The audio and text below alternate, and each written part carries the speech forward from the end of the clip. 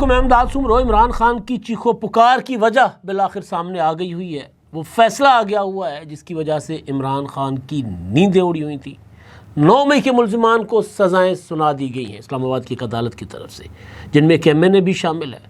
کن کن کو کتنی سزا ہوئی ہے، اور عمران خان صاحب کی چیخو پکار کے پیچھے جو ریزنز تھیں وہ 9 مئی تو تھیں، لیکن مزید آگے عمران خان صاحب اپنے خلاف یا اپنے اوپر کون سی مصیبت آتے دیکھ رہے ہیں اس پر بات ہوگی۔ اور عمران خان صاحب نے کل رات ایک لمبا چوڑا ٹویٹ کروایا تھا، تو وہ بھی آپ کے سامنے رکھیں گے۔ 9 مئی سے جڑا ہی ایک اور معاملہ ہے۔ یہ 9 مئی تو ہمارے اندر ہی ہوا تھا نا، پاکستان کے اندر، لیکن ایک 9 مئی جو ہے وہ ہوا تھا بھارت اور پاکستان کے درمیان فیصلہ کن۔ 9 مئی کو بھارت نے پاکستان پر دوسرا حملہ کیا تھا، اور 10 مئی کو پاکستان نے جوابی وار کر کے بھارت کو خاموش کرا دیا تھا، اور پھر سیز فائر ہو گیا تھا۔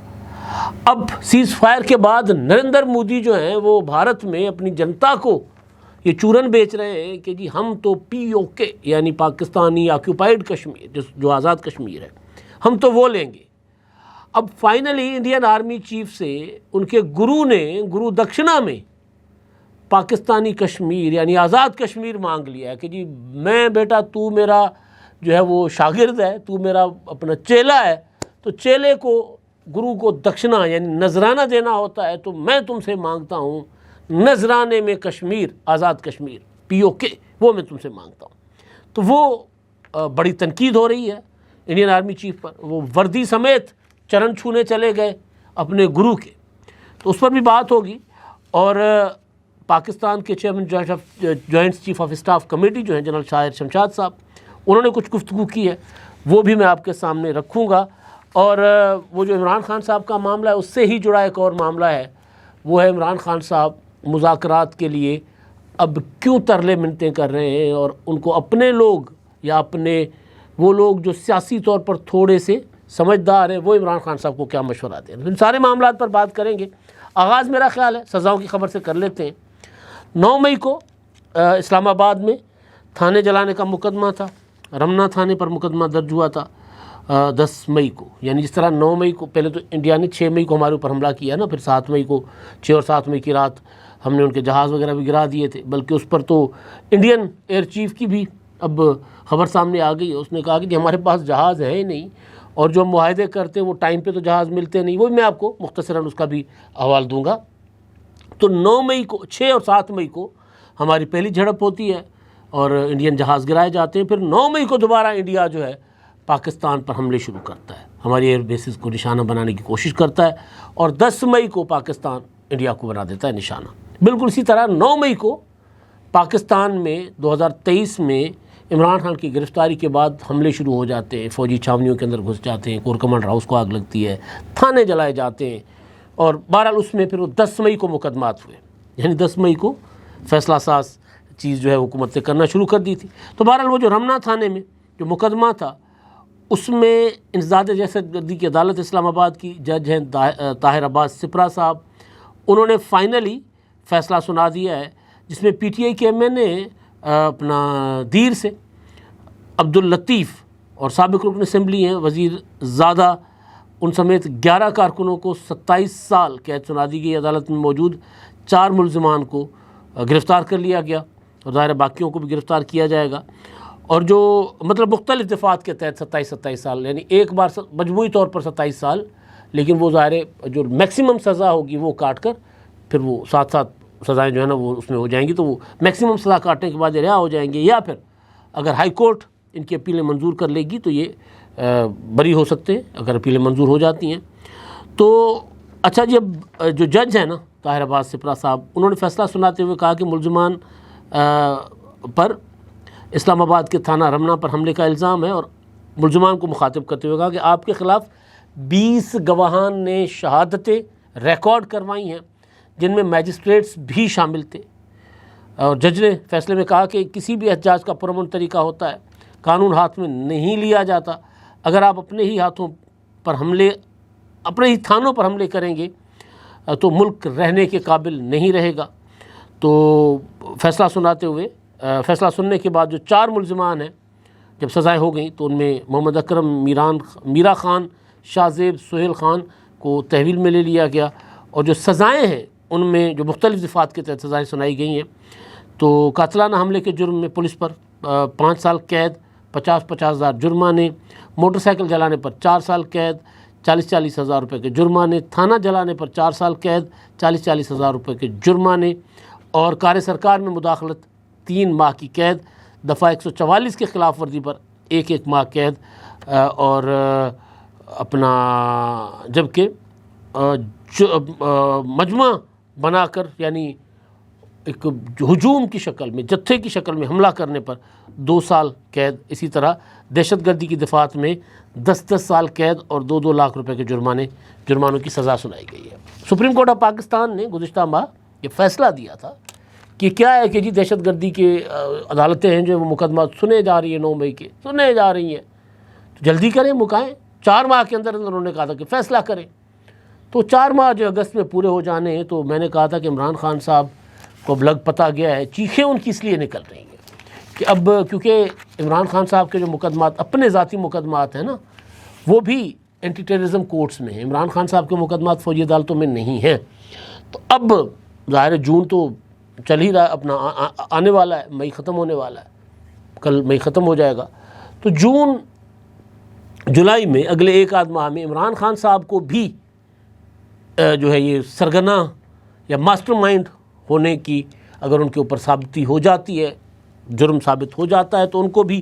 کڑی سے کڑی سزا مل سکتی ہے۔ تو لہذا عمران خان صاحب اب چیخو پکار کر رہے ہیں، وہ کہہ رہے ہیں کہ جی مجھے کہا جاتا ہے کہ جی 9 مئی کی معافی مانگو، میں کہتا ہوں جی مجھ سے معافی مانگو۔ کل جو انہوں نے ٹویٹ کیا، انہوں نے کہا کہ CCTV فوٹیج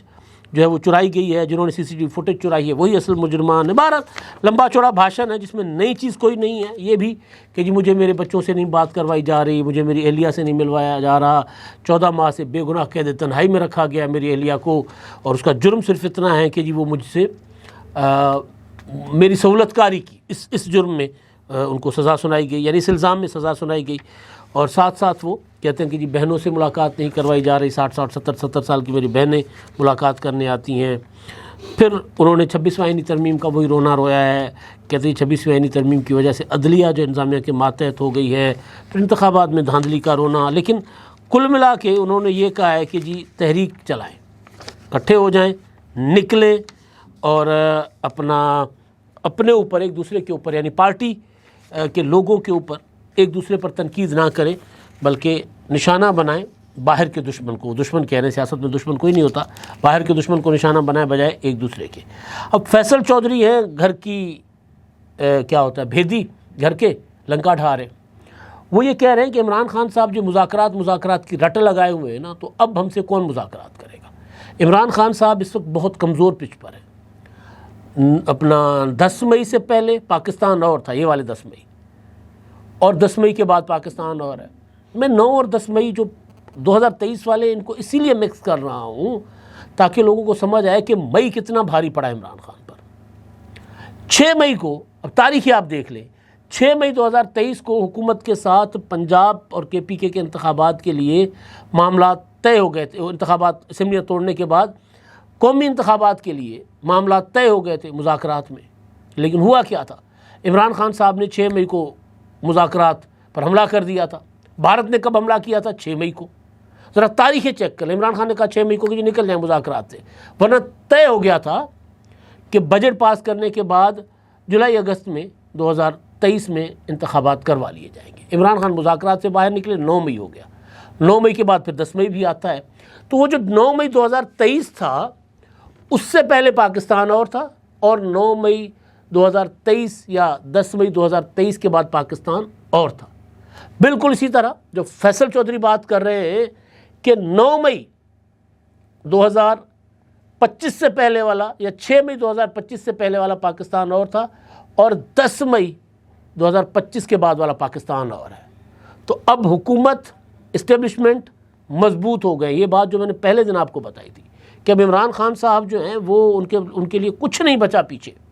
حکومت مضبوط، اسٹیبلشمنٹ مضبوط ہو گئی۔ اب عمران خان صاحب کمزور ہو گئے، اب عمران خان صاحب کو اپنی مرضی کے مطابق ڈیل نہیں ملے گی۔ اب عمران خان خیرات میں ڈیل مانگے اگر ملے تو، لیکن اس کا بھی امکان کم ہے کیونکہ خان صاحب پر اعتبار کرنے والا کوئی نہیں ہے۔ تو فیصل چودھری بھی یہی بات کرے، وہ کہتے ہیں 10 مئی کے بعد کا پاکستان ہی اور ہو گیا، حالات بدل گئے۔ ایک حادثہ ایسا ہو گیا کہ وہ جو فوج جس کے لیے کہا جاتا تھا کہ جی وہ لوگوں میں نہیں جا پائیں گے، وہ ان کی گاڑیوں پر لوگ جو ہے ان کی گاڑیوں کو روک روک کر ان کے خلاف لوگ نعرے لگاتے ہیں، اسی فوج کے گاڑیوں کو دیکھ کر لوگ جو ہے وہ ان کے اوپر پھول نچھاور کر رہے ہیں۔ تو یہ صورتحال جو ہے نا، یہ حادثات سیاست میں اور ممکنات کا کھیل ہوتی ہے نا سیاست، تو بالکل ٹھیک کہہ رہے ہیں۔ اور میں جوڑ رہا ہوں اس کو 9 مئی 2023 سے اور 9 مئی 2025 سے۔ مئی عمران خان صاحب کے لیے بہرحال بھینکر ہے، بہت زیادہ خطرناک ثابت ہوا ہے۔ اچھا جی، میں اس خبر پر آتا ہوں جو ادھر بھارت میں جو کچھ بھارتی آرمی چیف نے کیا ہے اور پھر بھارتی ایئر چیف جو کہہ رہے ہیں، ان باتوں پر میں آتا ہوں۔ لیکن ہمارے chairman joint chief of staff committee general Sahir Shamshad sahab نے ایک ان کی اسٹیٹمنٹ آئی ہے، ایک انٹرویو دیا ہے انہوں نے رائٹرز کو، وہ کم بولتے ہیں لیکن ان کا انٹرویو آیا ہے جس میں وہ کہتے ہیں کہ کشیدگی کے بعد پاکستان اور انڈیا تقریباً 22 اپریل یعنی پہلگام واقعے سے پہلے کی صورتحال پر واپس آ گئے ہیں، اور انہوں نے کہا کہ اگر دوبارہ کشیدگی ہوئی تو حالات جو ہیں وہ خراب ہو جائیں گے۔ وہ کہتے ہیں کہ جی ہماری کشیدگی متنازع علاقے تک محدود رہتی تھی لیکن اب بین الاقوامی سرحد تک پہنچ گئی ہے، اب مستقبل میں یہ متنازع علاقے تک محدود نہیں رہے گی، پورے پاکستان اور انڈیا تک پھیلے گی اگر کشیدگی دوبارہ ہوئی تو۔ اور وہ یہ کہتے ہیں کہ حالیہ کشیدگی میں شہروں پر پہلے حملہ ہوا تھا اور سرحدوں میں پر بعد میں ہوا تھا، جو انڈیا نے حملے کیے تھے نا ہمارے شہروں پر۔ ایک خطرناک رجحان ہے اور یہ سرمایہ کاری، تجارت اور 1.5 ارب آبادی کی صلاحیتوں پر اثر انداز ہوگا، یہ سارا جو صورتحال چل رہی ہے کشیدگی۔ جنرل ساحر شمشاد نے کہا کہ پاکستان نے پہلگام کے معاملے پر غیر جانبدارانہ اور آزادانہ تحقیقات کی پیشکش کی تاکہ سچ سامنے آ سکے، مگر انڈیا نے اس پر مثبت رد عمل دینے کے بجائے جارحانہ اقدامات کو ترجیح دی۔ انہوں نے کہا کہ اس بار کشیدگی کم کرنے والے میکینزم موجود نہیں تھے سوائے ایک DGMO ہاٹ لائن کے، اور انڈیا کے غیر ذمہ دارانہ رویے کے باعث عالمی دنیا اس معاملے میں کسی کمی لانے کی کوشش میں بہت کم وقت میسر ہوگا، اب اگر ہوا تو۔ وہ کہتے ہیں اب اگر کوئی غیر ذمہ دارانہ ہوا تو پھر اب عالمی دنیا کے پاس شاید اتنا وقت نہ ہو کہ وہ کشیدگی کم کر سکے۔ انڈیا یعنی پھر جنگ چھڑ گئی تو پھر رکنے نہیں ہے، پھر وہ پتہ نہیں کہاں جا کے رکے۔ انہوں نے کہا کہ انڈیا کی جانب سے پہلی بار سندھ طاس معاہدے کو معطل کیا گیا، جو ایک انتہائی تشویشناک اور غیر ذمہ دارانہ قدم ہے۔ یہ فیصلہ پہلگام حملے کے 24 گھنٹوں کے اندر کیا گیا، اندر بغیر کسی ثبوت کے کیا گیا۔ پہلگام حملے کے بعد انہوں نے جو ہے وہ معطل کر دیا تھا سندھ طاس معاہدہ۔ اچھا جی، اب یہ تو ہمارے اپنے chairman joint chief of staff جو ہے وہ تینوں فوجوں کے سربراہ جو ہیں، یہ تو گفتگو تھی ان کی، لیکن جو بھارتی فضائیہ کے سربراہ ہیں AP سنگھ، ان کی ایک دلچسپ خبر میڈیا رپورٹ کر رہا ہے کہ انہوں نے اپنی حکومت کے اوپر، نریندر مودی کے اوپر چارج فریم کیا ہے، فکس کیا ہے،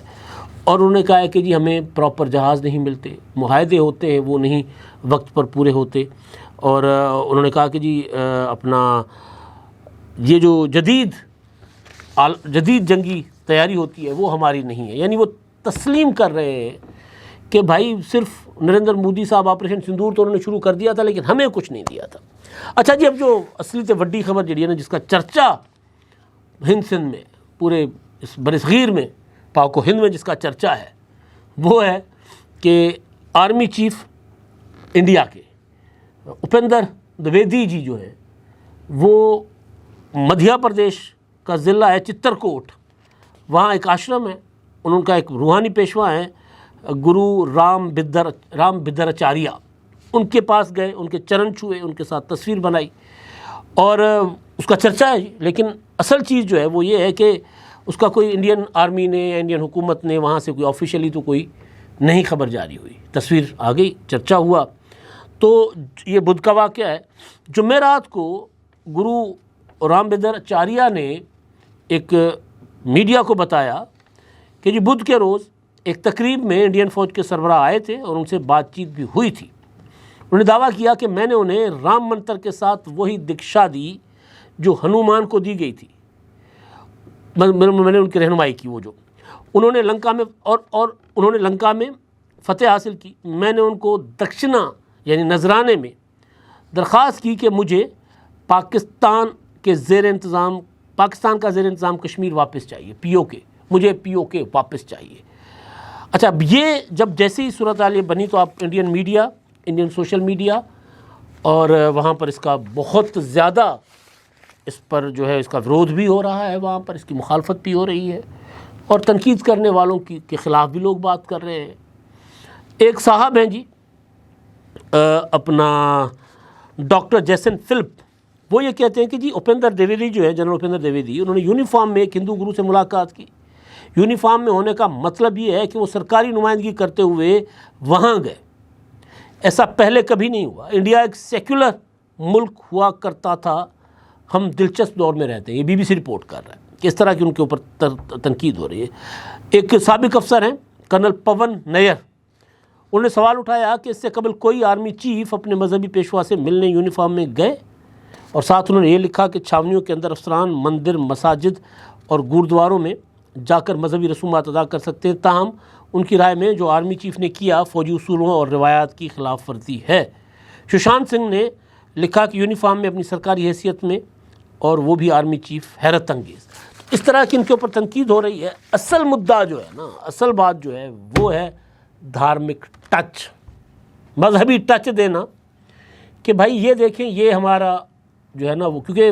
RSS سے متاثر، ہندوتوا کے متاثر وہاں کی حکومت، اور جو کچھ گزشتہ 10 سال میں ہوا اور 11واں سال مودی کا چل رہا ہے انڈیا میں، تو انڈیا کی سیکولر شکل نہیں رہی۔ بھارت وہ بھارت نہیں رہا جو سیکولر بھارت ہوا کرتا تھا، یعنی سرکاری طور پر۔ ویسے تو ظاہر ہے وہاں کی جو اکثریت ہے، اور خاص طور پر وہاں کی اونچی جاتی والے جو ہیں، وہ باقیوں کو تو انسان ہی نہیں سمجھتے۔ پھر ان کے زیر اثر باقی جتنے بھی مختلف انتہا پسند لوگ ہیں، میں پورے ہندو کمیونٹی کو کے لیے نہیں کہہ رہا، جتنے بھی انتہا پسند ہیں، ان انتہا پسندوں نے ات چکی ہوئی ہے۔ اب اگر آپ سوچیں نا کہ ایک آرمی چیف جو ہے وہاں کے، دو ملکوں کے درمیان لڑائی چل رہی ہے، جنگ چل رہی ہے، اور اس میں آپریشن سندور، اور آپریشن سندور میں بھی مودی نے جو نوٹنکی کی، اب میں دیکھ رہا تھا وہ تیجسوی پرکاش نے ایک اور ویڈیو ڈالی ہے جس میں خواتین کہہ رہی ہیں نا آپ کے منہ توڑ دیں گے، آپ کون ہوتے ہیں ہمیں سندور پہ بھیجنے والے؟ سندور تو سہاگنوں کو ان کے سہاگ یعنی ان کے پتی دے دیا کرتے ہیں نا، تو آپ کون ہوتے ہیں؟ تو مودی جی کے سارے ڈرامے جو ہیں نا وہ ناکام ہو گئے۔ اب یہ آ گیا جی کہ بھائی یہ تو دیکھیں، یہ تو مہا بھارت ہے بھائی، یہ تو اب ہمیں ہماری جو ہے نا دھرم کی لڑائی ہے، دھرم یدھ ہے ہمارا، یعنی انتہا پسند کی میں بات کر رہا ہوں۔ وہ یہ ٹچ دے رہے ہیں کہ جو گرو نے کہا ہے، پنڈت نے کہا ہے اپنے چیلے آرمی چیف کو کہ پتر میں نے جو تمہیں شکشا دی ہے تو اس میں مجھے دکشنا چاہیے، مجھے نذرانہ چاہیے، اور نذرانے میں مجھے پی او کے چاہیے۔ پی او کے ہوا کیک ہوا ایک، ان کی نظر میں پی او کے مانتا ہم تو اس کو آزاد کشمیر کہتے ہیں، ہم اس وہ ہمارا اصل تو کشمیر جو ہے وہ مقبوضہ تو وہ ہے جو ان کے انڈیا نے قبضے میں رکھا ہوا ہے، جہاں لوگ انڈیا کے خلاف آزادی کے لیے لڑ رہے ہیں کشمیر میں، اور جس کو متنازع ڈکلیئر کیا علاقہ اقوام متحدہ نے اور پوری دنیا۔ اب تو ٹرمپ نے کہا کہ جی کشمیر پر بھی بات ہونی چاہیے۔ تو یہ سارا کچھ جناب وہاں ہو رہا ہے، اس طرح کی دو نمبریاں، اس طرح کی ڈرامے بازیاں ہو رہی ہیں، اور ہو یہ رہا ہے کہ ایک پورا کا پورا ہندو بھارت الگ نظر آ رہا ہے، اور وہ ہندو جو ہندوتوا کو یا RSS کو یا مودی کو نہیں مانتے وہ الگ نظر آ رہے ہیں، اور ظاہر ہے پھر ان کے ساتھ مسلمان بھی ہیں، ان کے ساتھ سکھ بھی ہیں، ان کے ساتھ عیسائی بھی ہیں۔ یہ سارا کچھ وہاں چل رہا ہے، اور مجھے گرو دکشنا میں کشمیر چاہیے والی بات نے زیادہ نقصان پہنچایا ہے انڈین آرمی کو بھی اور مودی سرکار کو بھی۔ اب تک کے لیے اتنا ہی، اللہ حافظ۔